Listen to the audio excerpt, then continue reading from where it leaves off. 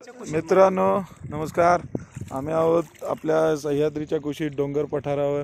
हे पहा, आम्ही पानेरी ढेबेवाडी येथे आहोत आणि झाडी लावण्याकरता आलो होतो. म्हणजे वडाची काही झाडे आणि चिंचेची वगैरे अशी झाडी आज वृक्षारोपण केलं आप्पाजींनी आणि मी. व्हिडिओमध्ये आप्पाजी दिसत आहेत. आप्पाजी जरा प्रेक्षकांसाठी बघा इकडे. तर मित्रांनो, हा उमाळा म्हणजे जमिनीच्या आपल्या पृथ्वी मातेच्या गर्भातून येतोय हे पाणी आणि आपल्याला ते पिण्यासाठी अत्यंत चांगले असते, औषधी असते. वरती कुठेही वॉटरफॉल नाही आहे. तुम्ही बघू शकता की मस्त एकदम असं हा निसर्ग दिसत आहे. वरती हा सडा म्हणू शकता, वरती जो आहे सगळा तो आम्ही ज्याच्यावर उभे आहोत तो, आणि याच्या सड्यावरच पृथ्वी मातेच्या उदरातून हे पाणी येत आहे मानवाला पिण्यासाठी, इतर प्राण्यांना पक्ष्यांना पिण्यासाठी. हा उमाळा आहे अगदी स्वच्छ निर्मळ.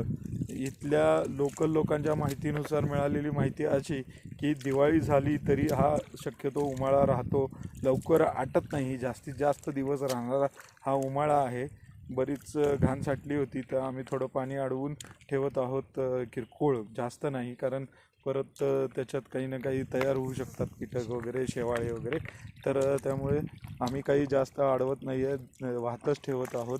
पण हे असं शेवाळ झालं तसं होऊ शकतं म्हणून इथलं आप्पाजींनी आता साफ करून घेतलेला आहे उमळा. हा अगदी खालून येत आहे. हे बघा, पृथ्वीच्या मातेच्या अगदी उदरात खालून वर, जसे की बोरिंग असते ना त्या प्रकाराने हे पाणी वर येत आहे. तुम्ही बघू शकता की अगदी प्लेन पठार आहे आणि तरी देखील कुठेही पाऊस आत्ता तरी आज सुरू नाही आहे. कालपर्यंत होता ठीक आहे पाऊस, पण आज असं काही म्हणावा तसा पाऊस नाही आहे. तरी देखील हा उमाळा सुरू आहे. तर पावसाळ्यातली भटकंती निश्चित करा. आपल्या दृष्टीने आपल्याला निसर्गासाठी काय करता येईल तेवढे प्रत्येकाने जरूर करावे आणि वृक्षारोपण तर नक्कीच करा असे आम्ही म्हणू. धन्यवाद मित्रांनो.